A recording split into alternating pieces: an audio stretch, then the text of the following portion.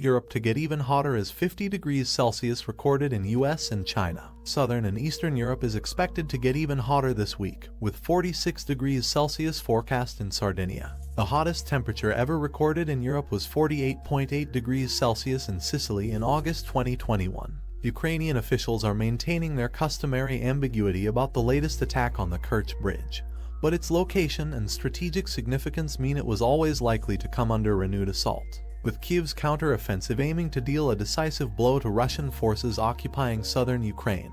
The bridge is a key target. There aren't many ways for Moscow to reinforce its troops in Crimea and the southern Kherson region. The Kerch Bridge is one of the most important. Russia has notified the UN, Turkey and Ukraine that it will not renew a crucial deal that allowed Ukraine to export grain through the Black Sea. Kremlin spokesperson Dmitry Peskov said the agreements had reached a de facto end on Monday.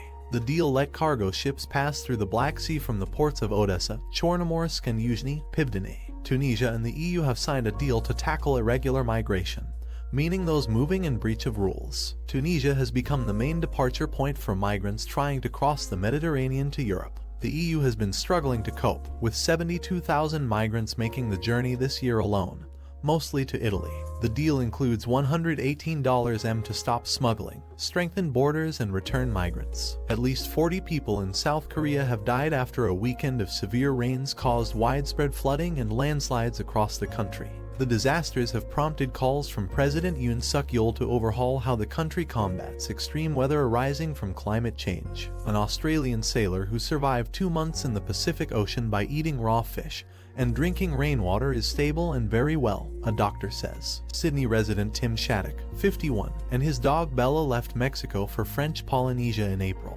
but their boat was damaged by a storm several weeks later. They were rescued by a trawler this week after a helicopter spotted them. Youth unemployment in China has hit a new record high as the country's post-pandemic recovery falters. The jobless rate of 16 to 24-year-olds in urban areas rose to 21.3% last month, official figures show. Iran's morality police are to resume controversial street patrols to enforce the dress code requiring women to cover their hair and wear loose clothing. New signing Lionel Messi has been officially presented to cheering crowds at Inter Miami's DRVPNK Stadium. A sold-out crowd of about 20,000 waded through downpours and lightning to see the 7-time Ballon d'Or winner given a number 10 shirt.